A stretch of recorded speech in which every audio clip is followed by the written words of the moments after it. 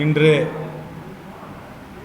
ஒரு முக்கியமான ஒரு அறிவிப்பை தமிழக அரசு உச்சநீதிமன்றத்திலே அண்ணன் ஆம்சாங் அவர்களுடைய கொலை வழக்கை சிபிஐக்கு உயர்நீதிமன்றம் உத்தரவிட்டதை எதிர்த்து பழைய திமுக அரசாங்கம் எதிர்த்து உச்சநீதிமன்றத்தில் அப்பீல் செய்திருந்ததை இனி உச்சநீதிமன்றத்தில் செய்த அப்பீலை நாங்கள் தொடர்வதில்லை, அதை திரும்ப பெற்றுக்கொண்டு சென்னை உயர்நீதிமன்றம் கொடுத்த சிபிஐக்கு மாற்றுதல் உத்தரவை செயல்படுத்துவோம் என்று மனு தாக்கல் செய்து இன்று மீண்டும் சிபிஐக்கு இந்த வழக்கு செல்ல வேண்டும் என்று தாவேக அரசுடைய முதலமைச்சர் மாண்புமிகு திரு விஜய் அவர்கள் அறிவித்திருப்பது பகுஜன் சமாஜ் கட்சியையும் ஷெட்யூல் வகுப்பினரையும் மிகப்பெரிய ஒரு முக்கியத்துவம் வாய்ந்த ஒரு நிகழ்வாக இதை கருதுகின்றோம். ஏனென்றால் திராவிட முன்னேற்றக் கழக அரசில் சிபிஐக்கு இந்த வழக்கை எடுத்து செல்ல வேண்டும் என்று சொன்னபொழுது ஒரு மூத்த அமைச்சர் அவர் சொன்னார், திரு துரைமுருகன் அவர்கள், சிபிஐக்கு இப்போது கேட்பதெல்லாம் பேஷன் ஆகிவிட்டது என்று கிண்டலடித்தார். ஆனால் உயர்நீதிமன்றம் சிபிஐக்கு மாற்றிய பிறகு அவர் எங்கள் வீட்டிலே இறப்பு நடந்து இருந்த பொழுது, இந்த அண்ணனுடைய மரணம் இருந்த பொழுது அவர் நையாண்டி செய்தார்.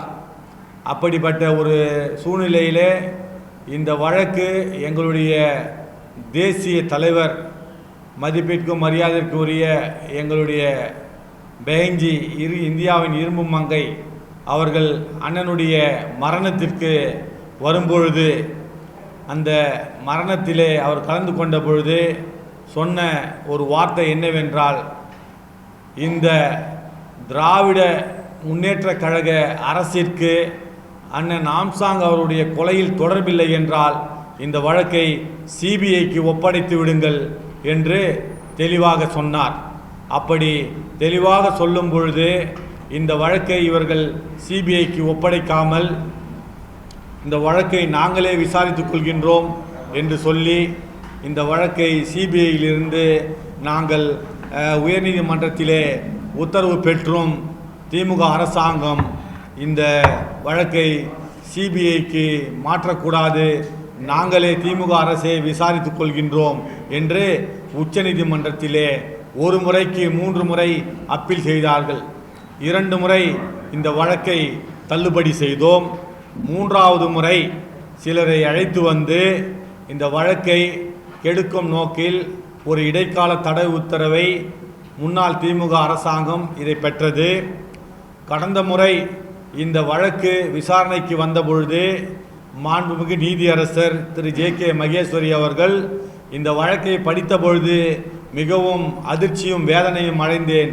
இப்படிப்பட்ட ஒரு வழக்கு, நான் இதை தொடர்ந்து இந்த வழக்கை நடத்தி அந்த வழக்கிலே ஒரு முடிவை சொல்ல வேண்டும் என்றாலும் அதற்கு முன்பு திராவிட முன்னேற்ற, அதாவது கடந்த ஆட்சி கால முறையில், அதாவது திமுக அரசாங்கம் இருந்த நேரத்தில் இந்த வழக்கை தாக்கல் செய்திருக்கின்றார்கள், அப்பீல் செய்திருக்கின்றார்கள்.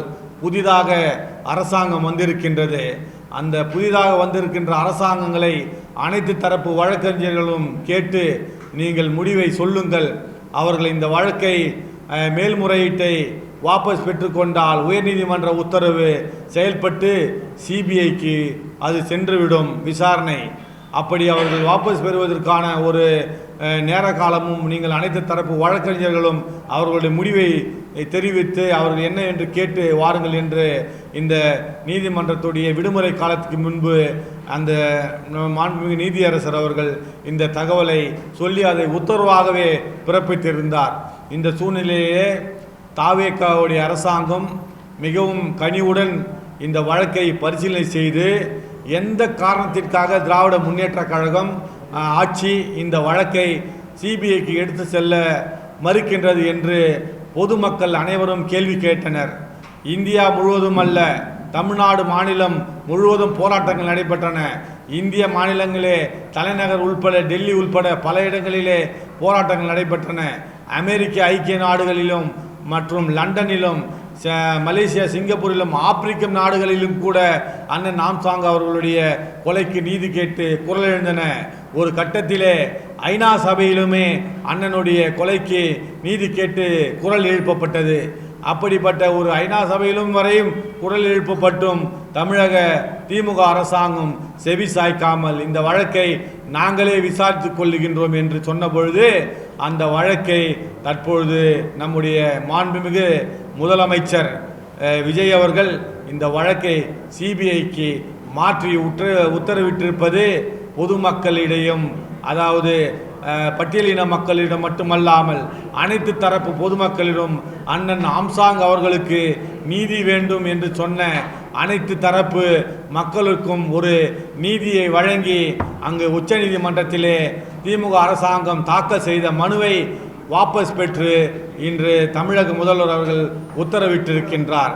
அப்படிப்பட்ட ஒரு உத்தரவை பகுஜன் சமாஜ் கட்சியின் சார்பாக வருக வருக என்ற எங்களுடைய மனமார்ந்த நன்றியை தெரிவித்துக் கொள்கின்றோம். இந்த தமிழக மக்களின் சார்பாகவும் பகுஜன் சமாஜ் கட்சியின் சார்பாகவும் அனைத்து அண்ணன் மீது பாசம் கொண்ட பற்று கொண்ட அண்ணனுக்கு நீதியை எதிர்பார்த்த அனைத்து தரப்பினர் சார்பாகவும் அவருக்கு சார்பாக இவருக்கு நீதி வேண்டும் என்று குரல் எழுப்பிய அனைவரின் சார்பாகவும் இந்த விசாரணையை தமிழக அரசு உத்தரவிட்டது எங்களுடைய சார்பாகவும் அனைத்து மக்களின் சார்பாகவும் நன்றியை தெரிவித்துக் கொள்கின்றோம். இந்த வழக்கு கடந்து வந்த பாதை என்பது அன்று அண்ணன் படுகொலை செய்யப்பட்ட பொழுது அந்த படுகொலை செய்யப்பட்ட பொழுது ஒரு 8 நபர்கள் தான் இந்த வழக்கில் சம்பந்தப்பட்டிருக்கின்றார்கள் என்று சொன்னார்கள். அதன் பிறகு 3 நாள் கழித்து 3 நபர்கள் மீண்டும் அவர்கள் கைது செய்யப்பட்டார்கள். ஆனால் 22 ஜூலை 2024 அன்று நான் இந்த பொறுப்பிற்கு வந்த உடனே அறிவித்த செய்தி என்னவென்றால், இந்த வழக்கு மிகப்பெரிய ஒரு அரசியல் பின்னணியில் நடந்த மிகப்பெரிய அரசியல் படுகொலை.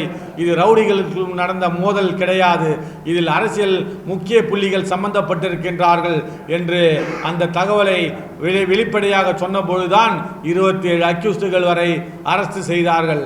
அதன் பிறகு இவர்கள் விசாரணையின் பார்வையில் பார்த்தீர்கள் என்றால் முக்கியமான அரசியல் புள்ளிகள், முக்கிய அமைச்சர்கள், 2 திமுக அமைச்சர்கள், இதில் 2 திமுக அமைச்சர்கள் திருவள்ளூர் மாவட்டத்தை சேர்ந்தவரும் சென்னை மாவட்டத்தை சேர்ந்த ஒரு அமைச்சரும் இதில் முக்கியமாக உடந்தையாக இருந்திருக்கின்றார்கள் என்று பொதுமக்களிடமிருந்து பலத்த குரல் எழுந்தன.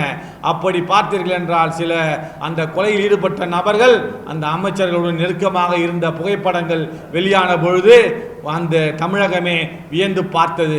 அப்போது ஒரு ஆளுங்கட்சியான திமுக அரசாங்கம் ஒரு மிகப்பெரிய வளர்ந்த ஒரு தலித் தலைவரை, அதாவது ஒரு தேசிய கட்சியுடைய மாநில தலைவரை அவருடைய வீட்டு வாசலிலே ஒரு முதலமைச்சருடைய தொகுதி, முன்னாள் முதலமைச்சர் திரு மு.க. ஸ்டாலின் அவருடைய தொகுதியிலே வீட்டு வாசலிலே படுகொலை செய்யப்படுகின்றார் என்றால் இந்த சட்டம் ஒழுங்கு திமுக ஆட்சியிலே சந்து சிரித்ததற்கு அண்ணன் ஆம்சாங் அவர்களுடைய படுகொலை அனைத்து எதிர்க்கட்சிகளும் எடுத்து தேர்தலிலே பேசின.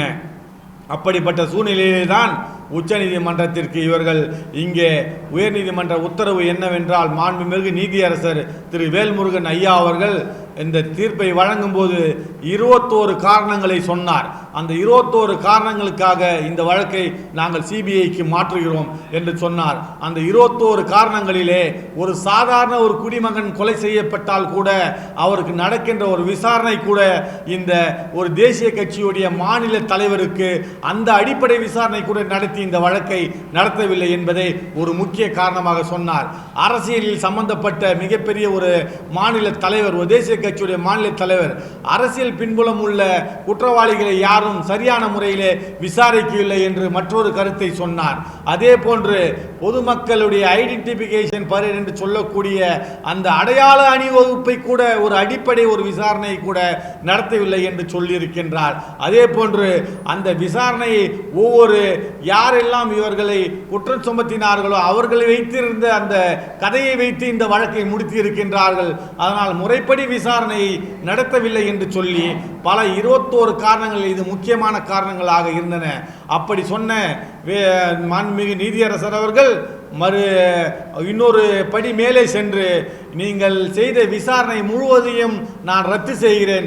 ஆரம்பத்தில் இருந்து நீங்கள் முதலிலிருந்து விசாரணை செய்து 6 மாதத்திற்குள் இடைக்கால ஒரு குற்றப்பத்திரிகை தாக்கல் செய்ய வேண்டும். உடனடியாக சிபிஐக்கு இந்த வழக்கு பண்டல்களை ஒப்படைக்க வேண்டும் என்று உத்தரவிட்டார்.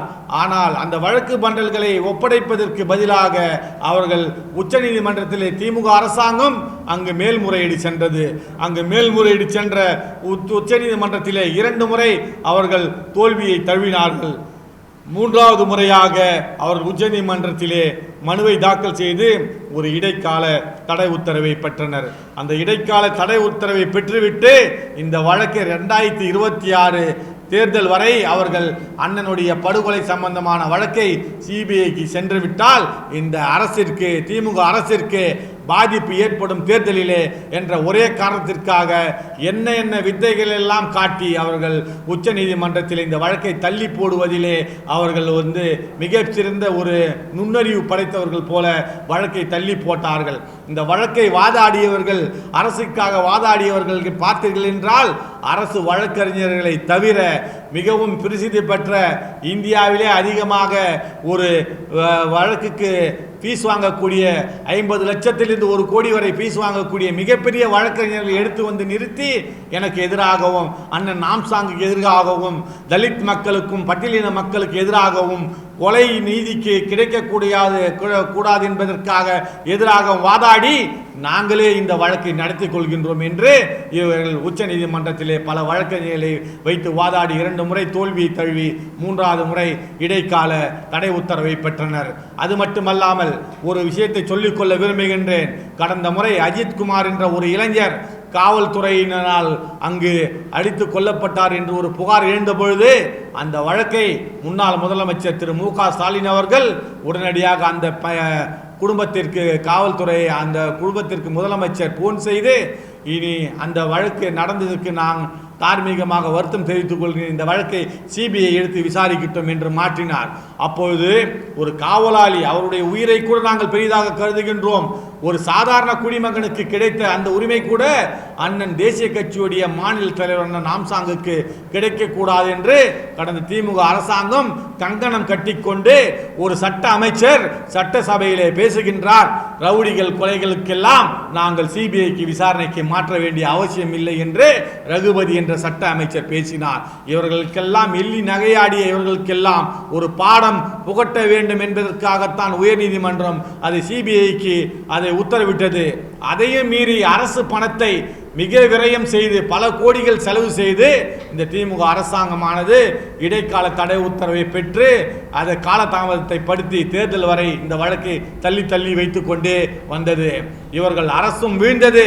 அதே போன்று அங்கு கொளத்தூர் தொகுதியிலே வீட்டு வாசலிலே மாநில தலைவர் படுகொலை செய்யப்பட்ட தலித் மக்கள் வாக்குகள் 50,000 வாக்குகள் இருக்கின்றன. எந்த ஒரு தலித்தும் இவர்களுக்கு வாக்களிக்கவில்லை. யாருக்கு வாக்களித்தால் வெற்றி பெறுவார்கள் என்று நினைத்தார்களோ அவர்களுக்கு வாக்களித்து வெற்றி பெற செய்து முதலமைச்சரே தோல்வி அடைவதற்கு ஒரு முக்கியமான காரணமாகவும் அண்ணன் நாம்சாங்குடைய படுகொலை அவருடைய தொகுதியிலே நடந்த, அதாவது முதலமைச்சர் மு க ஸ்டாலின் அவர்களே தொகுதியிலே நடந்த படுகொலையும் அவர் தோல்விக்கு மிகப்பெரிய காரணம் என்பதை, தலித் மக்கள் வாக்குகளை அவர் பெற முடியவில்லை என்பதையும் நான் இங்கு சுட்டிக்காட்ட விரும்புகின்றேன். இந்த முதலமைச்சர் அதாவது அண்ணல் அம்பேத்கர் அவர்கள் கண்ட கனவை நிறைவேற்றுகிறேன் என்று சட்டசபையிலே பேசி அந்த பேசிய வார்த்தைகள் 8 அமைச்சர்களுக்கு, 8 பட்டியலின அமைச்சர்களுக்கு அங்கே சட்டசபையிலே இடம் ஒதுக்கி அமைச்சராக்கி அழகு பார்த்திருக்கின்றார்.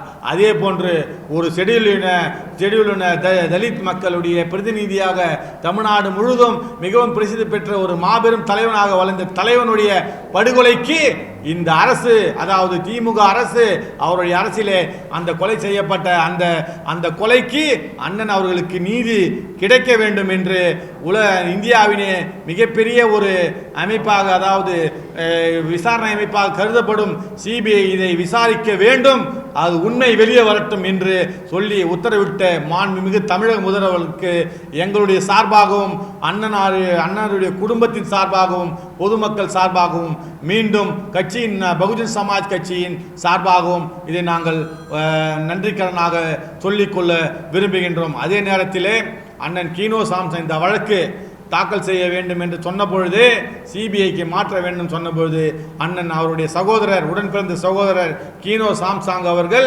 சிபிஐக்கு மாற்ற வேண்டும் என்று மனு செய்த பொழுது, அந்த வழக்கிலே விசாரணை நடைபெற்று இருந்து கொள்ளும் பொழுது அந்த விசாரணை தடை செய்வதற்கு பல்வேறு விதங்களிலே திமுக அரசு இடையூறு செய்து பலரை அதில் இடைச்சொறுகள் மனுகளாக போட்டு இந்த வழக்கை நடத்திவிடக்கூடாது என்பதற்காக 27 அக்யூஸ்டுகளை சேர்த்தெல்லாம் வழக்கை மனு செய்ய வைத்தது இந்த திமுக அரசாங்கம். அதையும் மீறி நீதிமன்றம் நீதியின் பக்கம் நின்று சிபிஐக்கு விசாரணையை மாற்றியது. அண்ணன் கீனோ சாம்சாங் அவர்கள் தாக்கல் செய்த மனுவிலே அந்த விசாரணை சிபிஐ விசாரணைக்கு மாற்றி மாண்புமிகு நீதியரசர் ஐயா வேல்முருகன் அவர்கள் உத்தரவிட்டார். அதை உத்தரவிட்டதை எதிர்த்து உச்சநீதிமன்றம் சென்ற அந்த உத்தரவை எதிர்த்து சென்ற திமுக அரசாங்கம் இடைக்கால தடையை உடைத்து இன்றைய தமிழக மக்களுக்கு ஒரு நீதியை கிடைக்க வேண்டும் என்று நம்முடைய தமிழக முதலமைச்சர் அவர்கள் இந்த முடிவை எடுத்து உத்தரவை பிறப்பித்ததுக்கு மீண்டும் ஒருமுறை நன்றியை தெரிவித்துக் கொள்கின்றோம். ஜெய்பீம்.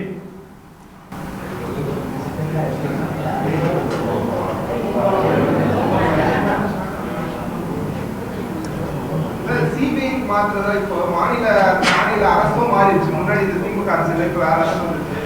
மாநில அரசு விசாரிச்சு இந்த கொலைக்கு நியாயம் வழங்கிக்க முடியாதா? சிபிஐ தான் போயிருக்கணும். அதுதான் ஏன் சரி? ஏற்கனவே விசாரணை நடத்தின பொழுது விசாரணையுடைய குளறுபடிகள் 21 காரணங்களை சொல்லிதான் உயர்நீதிமன்றமே சிபிஐக்கு மாற்றியது. முன்பு இருந்த காவல்துறை பின்பு இருந்த காவல்துறை என்பது வேறு. காவல்துறை என்ற விசாரணை சிபிஐக்கு ஒரு உயர்நீதிமன்றம் உத்தரவிட்ட பிறகு மாண்புமிகு முதலமைச்சர் அந்த உயர்நீதிமன்ற உத்தரவை மதித்து அவர் சிபிஐக்கு மாற்றியதை ஏற்றுக்கொண்டிருக்கின்றார். நீங்கள் அப்படித்தான் எடுத்துக்கொள்ள வேண்டுமே ஒழிய காவல்துறையை எந்த விதத்திலும் குறைத்து மதிப்பிட்டு அவர் அதை சிபிஐக்கு மாற்றுவதற்கு புதிதாக ஒரு உத்தரவை பிறப்பிக்கவில்லை. ஏற்கனவே உயர்நீதிமன்ற உத்தரவை நீதிமன்றத்தை மதித்து அதை ஒத்துக்கொண்டு இதை உச்சநீதிமன்றத்தில் தாக்கல் செய்த அந்த அப்பீலை தமிழக அரசினுடைய அந்த எக்ஸ்ட்ராடினரி ஜூரிஸ்டிக்ஷன் பவரை பயன்படுத்தி தமிழக முதல்வருடைய சிறப்பு அதிகாரத்தை பயன்படுத்தி அதை வாபஸ் பெற்றிருக்கின்றார் என்பதுதான் உண்மை. சார், கொலையாளிகளை காப்பாற்றுறதுக்காகவே டிஎம்கே கவர்மெண்ட் இந்த சிபிஐ விசாரணையை தடுத்துச்சுன்னு நினைக்கிறீங்க? இது நான் மட்டும் சொல்லவில்லை, உலகமே இதை தான் சொன்னது. அதனால் எங்கே விசாரணை தடைப்பட்டது என்ற காரணத்திற்காக பல அக்யூஸ்டுகள் அவர்களே சொன்ன கதையிலே இன்னும் பல அக்யூஸ்டுகளை பிடிக்க முடியாமல் அவர்களை பிடிப்பதற்கு தமிழக காவல்துறையால் முடியாதா? அதை பிடிக்க முடியாதா? அதற்கு அரசியல் தடை இருக்கின்றது என்பதை தான் உயர்நீதிமன்றம் அரசியல் ரீதியாக தலையீடு இருக்கிறது, அரசியல் தலையீடே இருக்கக்கூடாது என்று உத்தரவில் உயர்நீதிமன்ற உத்தரவிலே தெரிவித்திருக்கின்றது உயர்நீதிமன்றம்.